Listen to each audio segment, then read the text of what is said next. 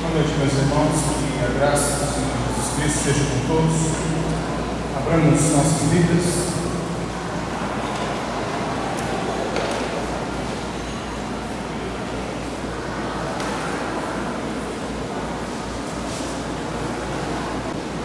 Gálatas capítulo 2,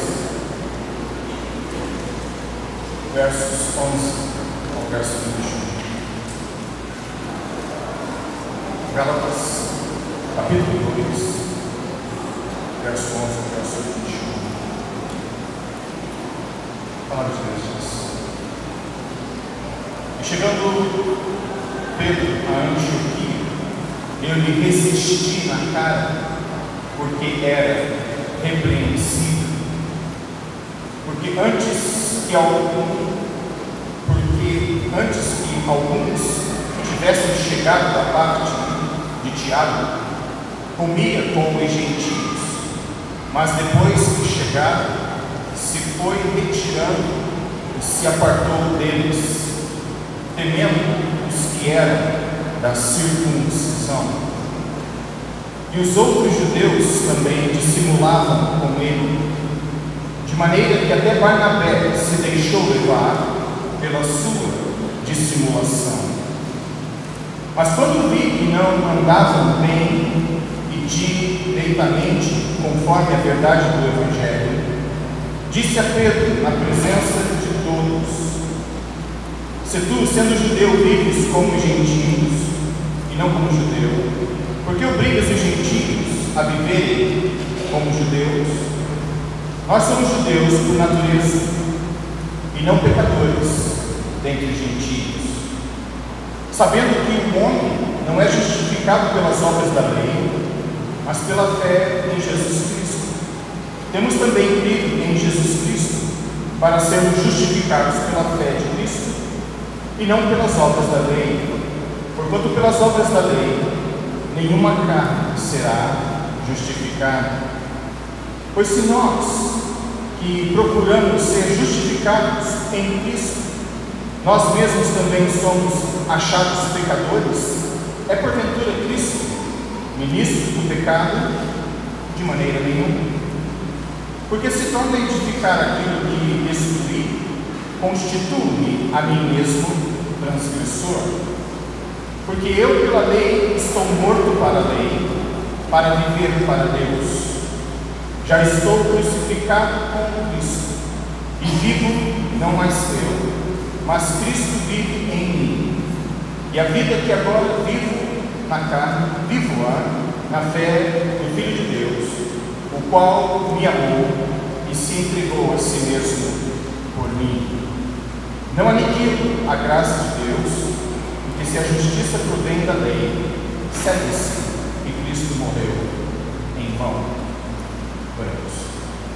Senhor nosso Deus, o Senhor nos ajude nesse momento a meditarmos em função da palavra, que ela encontre espaço em nossas mentes, em nossos corações, saiamos daqui edificados, desafiados pela mesma, que a palavra de Cristo habite em nós ricamente. É o que pedimos, suplicando o auxílio do Teu Espírito nesse momento, pois em nome de Jesus Cristo Deus. Amém. Eu quero pensar com os irmãos e amigos nesta noite acerca do seguinte tema: quando os pilares se abalam, quando os pilares de sustentação estremecem. E é importante que nós foquemos nesta passagem. E a título de introdução, eu quero observar alguns pontos importantes. O primeiro deles sendo este: em Gálatas capítulo 2, dos versos 1 ao verso 10, esta passagem é importante por pelo menos 3 razões. Em primeiro lugar, esta passagem, Gálatas 2, de 1 a 10, demonstra a atitude do grupo apostólico de fazer decisões e decidir questões importantíssimas, respeitando o ministério uns dos outros. Nós já vimos isso anteriormente. Em segundo lugar, Gálatas 2, de 1 a 10, é importante também porque demonstra a atitude dos apóstolos de se submeterem à autoridade da igreja, que uma vez reunida em Jerusalém, confirmou princípios, estabeleceu valores que todos eles tinham que obedecer, em particular o apóstolo Paulo. E nós falamos no último encontro sobre o acordo entre eles e a obediência de Paulo àquilo que o corpo apostólico em Jerusalém, na igreja primitiva, havia estabelecido: o cuidado para com os pobres e também a pregação livre do Evangelho de nosso Senhor Jesus Cristo. Gálatas 2, de 1 a 10 também é importante, porque demonstra a preocupação apostólica acerca do cuidado com os pobres, como acabei de falar. Capítulo 2 de Gálatas, verso 10, a palavra de Deus diz: recomendando-nos somente que nos lembrássemos dos pobres, o que também procurei fazê-lo com diligência. Aqui está o apóstolo, que do capítulo 2, 1 a 10, se submete à autoridade da igreja, escuta conselhos dos demais apóstolos e procura ser obediente àquilo em que foi instruído. Mas do capítulo 2, verso 11 em diante, Paulo muda a marcha. Agora ele engata numa quinta, vamos assim dizer, e redireciona a sua atitude. E você, comigo, nós acabamos de ler a passagem de Gálatas 2, de 11 a 21. E o mesmo Paulo, que anteriormente seguia e seguiu à risca aquilo que foi passado para ele como instrução, é o mesmo Paulo que a partir do verso 11 confrontará o erro daqueles que anteriormente o haviam instruído.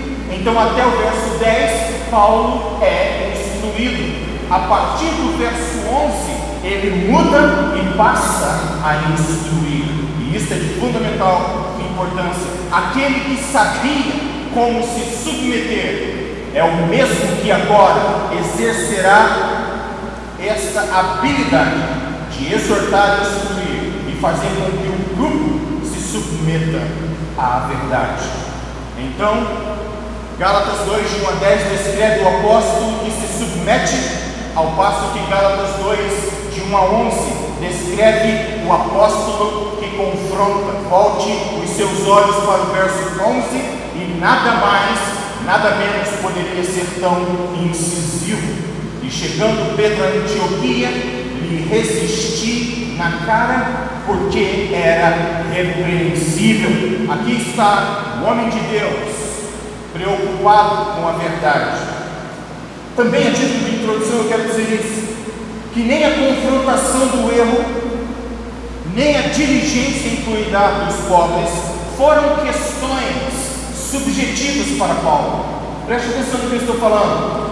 O desejo de obedecer o mandamento de cuidar dos pobres, bem como a atitude dele firme de confrontar o erro do corpo apostólico, especialmente na pessoa de Pedro, não foi motivado por questões subjetivas. Isso é de fundamental importância, irmãos e irmãs. Ele agiu desta forma em função de questões, de princípios objetivos, revelados inicialmente por Jesus Cristo e depois corroborados e confirmados pelo corpo apostólico. Isto nos leva a pensar num ponto de grandiosa importância, e o ponto é este: quando você se coloca na defesa de alguém ou de alguma coisa, esta é uma defesa subjetiva ou é uma defesa objetiva? Em outras palavras, quando você age da maneira como Paulo agiu aqui, quando você ousa dizer que alguém está errado, você está firmado em questões de gostos pessoais, de opiniões pessoais, ou você está firmado na verdade de Deus? Essa é a questão. É fácil dizer que alguém está errado com base nos meus gostos pessoais, nos meus nas minhas opiniões, nos meus desejos. Isso é relativamente fácil fazer. O difícil é você confrontar o erro de maneira objetiva, com base naquilo que Cristo ensinou, com base naquilo que a palavra de Deus estabelece. E isso deve fazer com que nós consideremos esta passagem, Gálatas 2, de 11 a 21, de maneira muito, mas muito atenciosa. Aqui está o homem de Deus defendendo a verdade. Ele chega ao ponto de dizer: eu resisti Pedro em sua face, não por um capricho pessoal, mas porque a verdade precisava ser estabelecida. Você, como crente em Cristo, estabelece verdades com base em questões subjetivas ou com base nos princípios revelados? Essa é a questão. E Deus nos ajude. Deus tem misericórdia de nós, como indivíduos e como igreja, e nos ensine e nos ajude a exercer esse tipo de atitude com base na vontade dele e não com base em nossos próprios caprichos. Vamos então ao texto. Eu espero que nós cresçamos em conhecimento da estatura de Cristo, meditando nesta passagem. A primeira coisa que eu noto nesta passagem, como ela aprendo, Gálatas capítulo 2, de 11 ao verso 13, é a questão da dissimulação. Estes versos falam acerca da dissimulação. E aqui nós observamos então o verso 11 dizendo assim: e chegando Pedro a Antioquia, lhe resisti na cara, porque era repreensível, porque antes que alguns tivessem chegado da parte de Tiago, comia com os gentios, mas depois que chegaram, se foi retirando e se apartou deles, temendo os que eram da circuncisão. Verso 13: e os outros judeus também dissimulavam com ele, de maneira que até Barnabé se deixou levar pela sua dissimulação. Aqui está o problema e o primeiro passo para o nosso aprendizado esta noite: a questão da dissimulação. E em primeiro lugar eu noto nessa questão envolvendo a dissimulação de Pedro e de outros judeus que estavam agora não em Jerusalém, mas na cidade de Antioquia, que existia na vida, na mente desses homens, uma compreensão de uma liberdade provisória. Observe que eles estão livres provisoriamente, mas bastou que a pressão chegasse e a liberdade desaparece. Eles têm consciência da liberdade, eles em Cristo estão livres, mas de maneira provisória. Bastou que um grupo de judeus chegasse, enviados de Jerusalém para Antioquia, enviados da parte de Tiago, e eles estremeceram, eles tremeram na base. Isto mostra para mim que a dissimulação tem raízes neste conceito de liberdade provisória. Senhoras e senhores, nós em Cristo estamos totalmente livres, não provisoriamente, mas para todos sempre libertos. Em segundo lugar, esta dissimulação tem raiz num conceito equivocado de uma liberdade condicional. Enquanto os enviados de Tiago de Jerusalém não chegaram a Antioquia, Pedro, Barnabé e outros judeus desfrutaram de grande liberdade entre os gentios. Eles se comportaram como gentios, eles comeram como gentios, não exigiram nada dos gentios em relação ao judaísmo, mas bastou que uma comissão chegasse e eles se alteraram. Como eu chego na casa de alguns membros e desavisadamente, oportunamente chego, e a pergunta é: o que você está fazendo aqui? Eu vim ver? Alguma coisa aconteceu? Eu espero honestamente que não. Ora, se esse é o caso, por que você está aqui? É interessante como as pessoas reagem à menor aproximação de algo que supostamente causará constrangimento. Está você livre provisoriamente? Está você livre, como diz aqui, condicionalmente. A sua liberdade em Cristo, ela é total. Ela não é provisória e nem condicional. Você não é livre porque o seu pastor está longe. Você não é livre porque o corpo diaconal não está presente. Você não é livre porque o pastor Flávio não tem Facebook. Infelizmente eu fico sabendo de coisas no Facebook. Não tendo Facebook. Abomino o conceito, rejeito o conceito. Mas deixa eu fazer uma pergunta que eu falei com isso. Meus problemas através do Facebook estão crescendo em termos de ética cristã. E eu quero falar, antes que aconteça, senhoras e senhores, disciplina por questões virtuais é só uma questão de tempo, está chegando. Cuide das suas publicações. Não quero nem entrar no mérito cristão, mas fica aí a recomendação pastoral: cuidem das suas postagens, elas serão em breve razões para sua disciplina. Está vindo, e quando chegar, não me culpem. Mas a liberdade, ela não pode ser provisória e ela nem deve ser condicional, e muito menos uma liberdade comprometedora. Existem pessoas que, na ausência de outros, são extremamente livres, mas exercem uma liberdade que infecciona o resto. Está aqui Paulo dizendo no verso 13: e outros judeus também dissimulavam com ele, de maneira que até Barnabé se deixou levar por sua dissimulação. Não se esqueçam, anos antes, Barnabé foi uma pessoa com quem Paulo teve grande aproximação e ainda tem.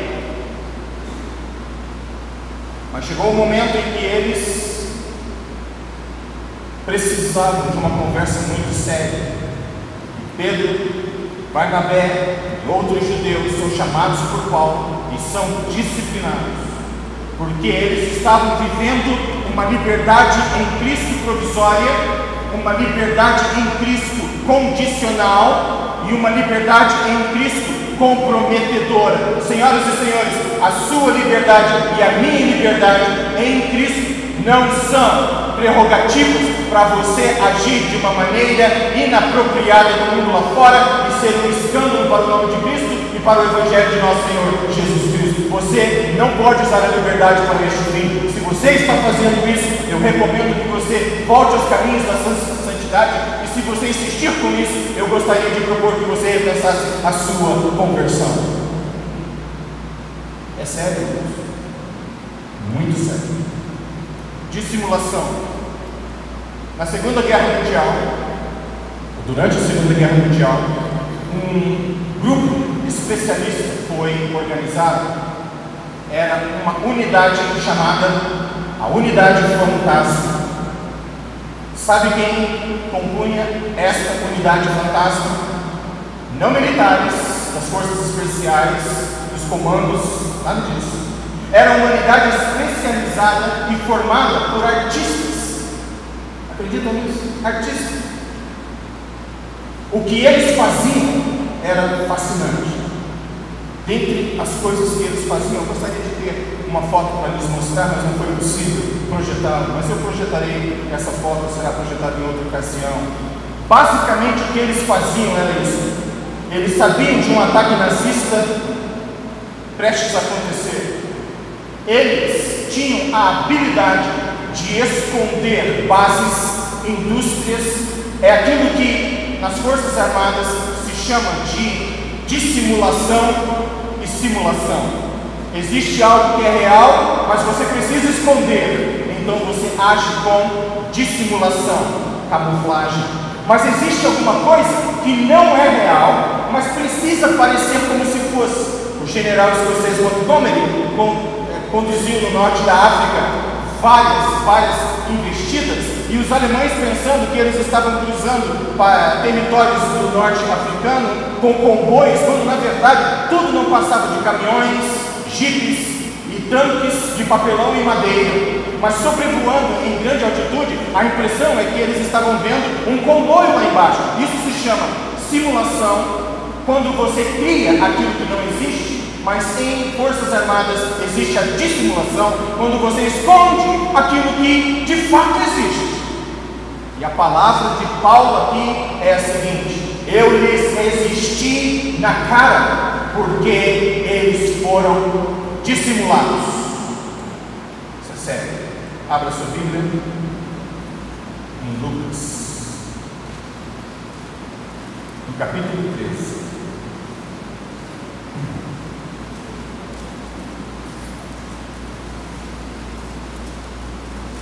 Lucas capítulo 13, no verso 6. E dizia esta parábola: certo homem tinha uma figueira plantada na sua vinha, e foi procurar nela fruto. Não o achando, disse ao vinhateiro: eis que há 3 anos venho procurar fruto nesta figueira, e não o acho. Corte-a, porque ocupa ainda terra inutilmente. Respondendo ele, disse-lhe: Senhor, deixa este ano, até que eu a escave e a externe, e se der fruto ficará, e se não der, depois mandarás cortar. E você se lembra do momento quando Jesus se depara com uma figueira que tinha aparência de fruto, mas quando ele buscou, não tinha nenhum fruto nela, senão folhas. Ele amaldiçoou aquela planta, e os discípulos ficaram impressionados. Senhoras e senhores, evitemos a grande tentação e o perigo da dissimulação. Você é um crente santo esta noite? Seja um crente santo amanhã no seu trabalho, na universidade, quando ninguém estiver olhando para você, quando você acessar o seu computador, o seu Facebook, o seu WhatsApp. Seja santo como o Senhor é santo. Não dissimule, seja verdadeiro. Isso é importante. Em segundo lugar, não somente a dissimulação, mas a confrontação. Quem disse que amor não confronta? Leia o editorial do boletim hoje e você terá uma complementação a esta mensagem. Confrontação é necessária dentro do povo de Deus, mas como eu falei, não por questões subjetivas. Eu gosto, eu não gosto, não é nada disso. As confrontações por causa do que está revelado. Confrontação objetiva, de resto, nada importa.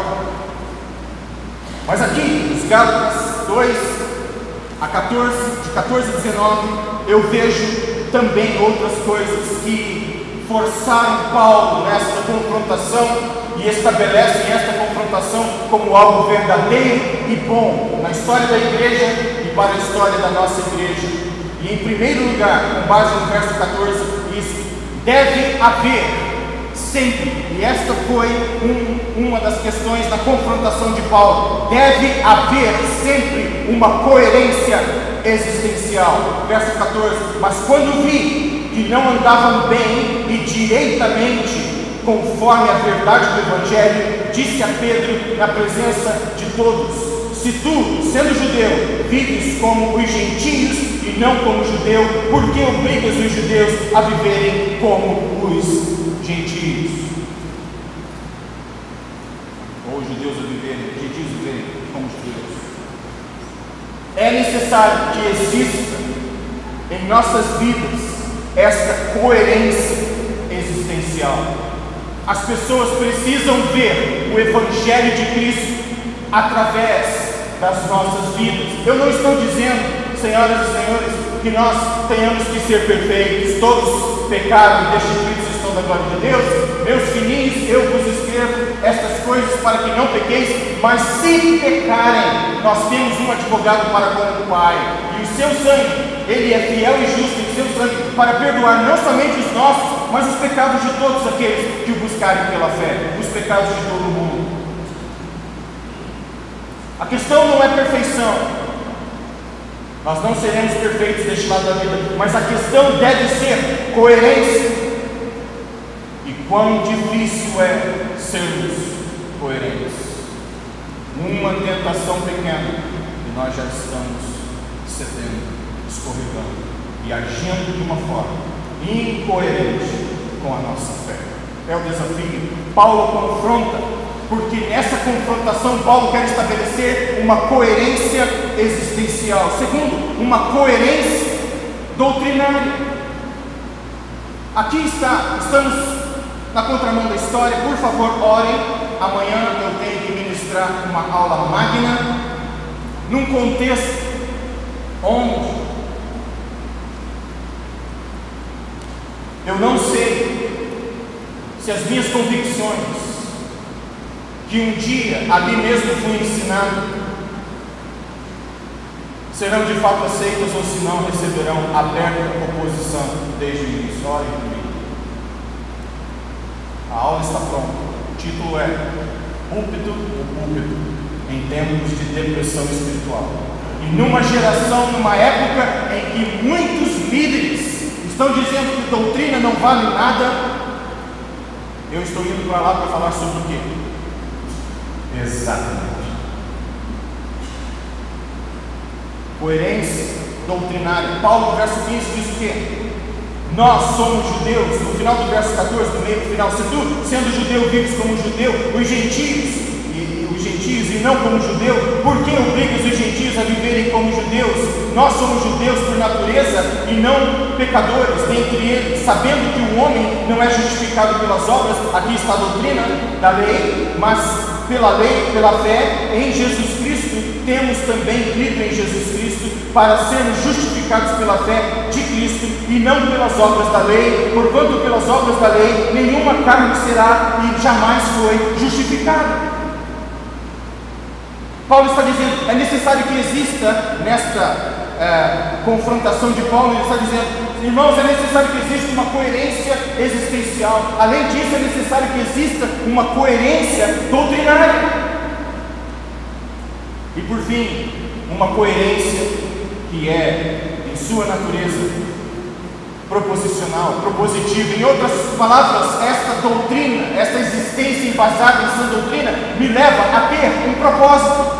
Eu sei onde estou, sei onde quero chegar, estou firme em Cristo. Não existem ventos, não existem ondas, não existem heresias, não existem propostas e estatísticas que me seduzirão para longe da firmeza que é Jesus Cristo, meu Pai, meu Deus e a rocha da minha salvação, como diz o salmista. É necessário que exista esta coerência, e se você não conhece doutrina, como você estará firme? Esta é a pergunta. Coerência proposicional, verso 17. Pois se nós que procuramos ser justificados em Cristo, nós mesmos também somos achados pecadores, é porventura Cristo ministro do pecado? De maneira nenhuma, porque se torno a edificar aquilo que destruí, constituo-me a mim mesmo transgressor, porque eu, pela lei, estou morto para a lei, para viver para Deus. Aqui está, eu tenho um propósito, e este propósito, ele é coerente em minha existência, ele é coerente em meu conhecimento doutrinário, e ele é coerente em meu propósito de vida. Verso 18 de novo, porque se torna a edificar aquilo que destruí, constitua-me a mim mesmo transgressor, porque eu pela lei estou morto para a lei, para viver para Deus. A lei não tem mais poder sobre mim, em Cristo eu estou livre, não provisoriamente, não condicionalmente, livre para ser bênção e não infectar pessoas com coisas ruins.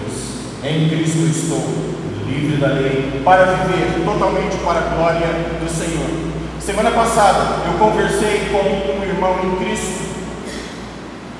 Não acontece com todos, quero acreditar que não aconteça aqui, mas ele tem um pastor bem teimoso.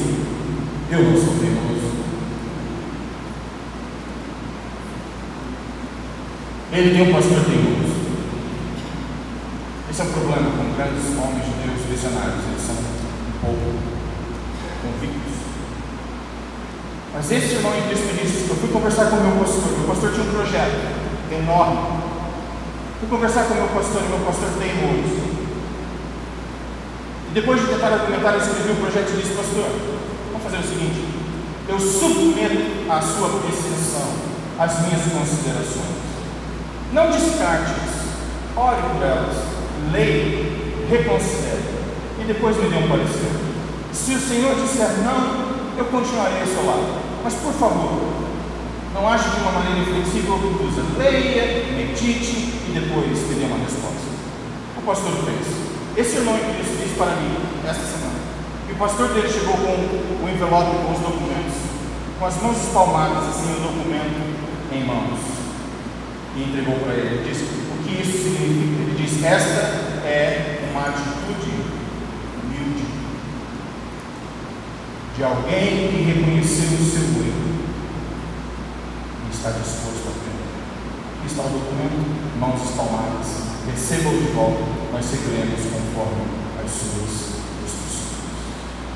É necessário que haja confrontação. É necessário que estabeleçamos isso. Talvez nós não tenhamos tempo para isso, mas abra sua Bíblia. No segundo livro de Samuel, os mais experientes na fé já sabem para onde eu estou encaminhando a leitura. Segundo Samuel, capítulo 12, nós não leremos todos eles, mas capítulo 12, só de ler o título você já sabe qual é a aplicação. Segundo Samuel, capítulo 12, a história é a história de Davi, o grande rei. Ele havia pecado, cometido adultério, matado Urias, um homem inocente. Aqui está o grande rei, consciente do seu poder. E Deus envia um profeta. Aqui está. Quando Deus envia a sua palavra. O texto diz em 2 Samuel capítulo 12, verso 1: o Senhor enviou Natã a Davi, e entrando ele a Davi disse, e aí ele conta uma parábola. Vocês se lembram da parábola?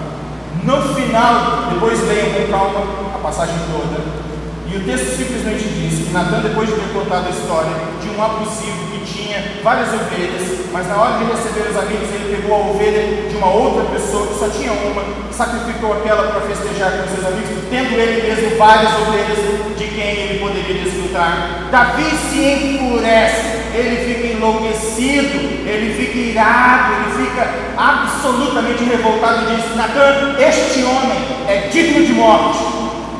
E Natã volta para ele e diz: você é este homem. Oh, irmãos, esta é a confrontação. A confrontação que visa a edificação. O texto diz que Davi, quando ouviu isso, ele se arrependeu diante de Deus e pediu perdão, e Deus o perdoou. É necessário que exista confrontação quando erros tais como este acontecem. E por fim, determinação. Quando Paulo termina de descrever a dissimulação e termina de narrar como foi a confrontação, Paulo estabelece o que? A sua determinação. Em meio a toda essa confusão, em meio à dor de ter confrontado os meus irmãos que haviam concordado comigo anteriormente acerca de certas coisas, eu agora vou lhes apresentar aquilo que está em minha vida. Determinação. Versos 20 ao verso 21. Já estou crucificado com Cristo, e vivo não mais eu, mas Cristo vive em mim, e a vida que agora vivo, vivo-a na carne, vivo-a na fé do Filho de Deus, o qual me amou e se entregou a si mesmo por mim. Aqui está a determinação do apóstolo Paulo. Um dia o Evangelho me colocou em liberdade. Esta liberdade será absoluta e eterna. Em segundo lugar, essa liberdade me faz viver de maneira coerente. Eu não quero que os judeus deixem de ser judeus, eu não quero que os brasileiros deixem de ser brasileiros, eu quero que todos cheguem ao pleno conhecimento da salvação em Cristo, pelos méritos de Cristo, e não pelas obras de qualquer lei, e muito menos por mérito humano. Este é o meu Evangelho, esta é a minha liberdade, esta é a minha coerência, e nela eu permaneço. E ele diz: já estou crucificado com Cristo. Essa é a minha determinação, e eu quero caminhar para o fim, apontando algumas coisas com base nos versos 20 e 21. Esta união, Paulo fala: eu estou crucificado com Cristo. Isso me ensina acerca de uma união oficializada. Eu já estou crucificado com Cristo. Está você, nessa noite, oficialmente crucificado com Cristo. É você de Cristo esta noite? Ou você ainda pertence ao príncipe do mundo, deste mundo, a saber, Satanás? Está você sob o governo do Santo Espírito, ou está você sob o governo dos demônios? Está você caminhando para o reino de luz, ou está você ainda no reino das trevas? Paulo está dizendo: o dia chegou em que eu e Cristo fomos oficialmente unidos e para todo sempre. Já estou crucificado com Cristo. Esta é uma união oficializada, mas não somente isso, esta é uma união potencializada a um expoente indescritível. Observe só o que ele diz: já estou crucificado com Cristo, a união é oficial, e vivo não mais eu, mas Cristo vive em mim. Aqui está o potencial da vida de um crente. Não é ele que vive, é Cristo que vive nele.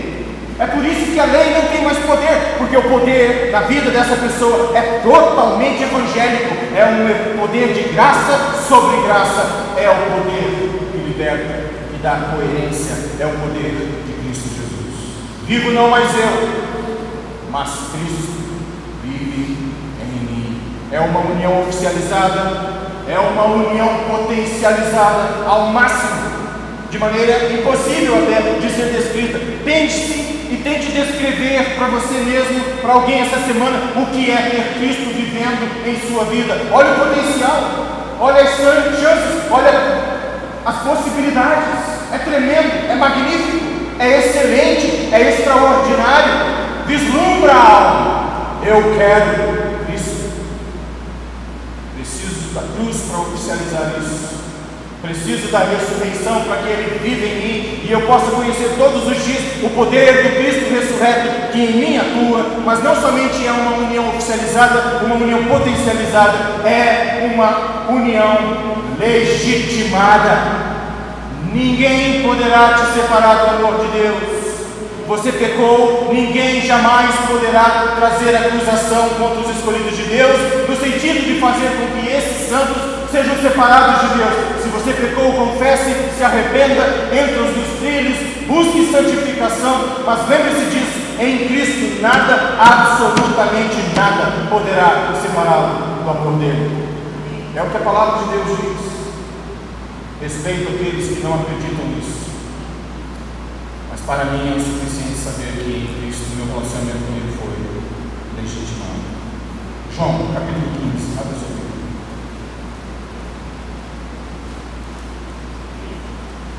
E verso 16. João 15, 16, a palavra de Deus diz: não me escolhestes a vós, não me escolhestes vós a mim, mas eu vos escolhi a vós e vos nomeei para que vades e deis fruto, e o vosso fruto permaneça, a fim de que tudo quanto em meu nome pedirdes ao Pai, Ele vos conceda. Aqui está o potencial. Aqui está o potencial de uma vida oficialmente, potencialmente e legitimamente estabelecida em Cristo. Que o nosso Deus nos ajude a sermos assim, pilares firmes em Cristo. E se porventura os pilares estremecerem, que nós possamos ajudar na correção do erro, em amor, em graça e em verdade, a fim de que todos cresçamos na estatura do varão perfeito que é Jesus Cristo. Que essa correção seja sempre objetiva, embasada nas Sagradas Escrituras e jamais com base em gostos pessoais, a fim de que sejamos justos e resplandeçamos como luminares de Cristo no mundo em trevas. E que para este grande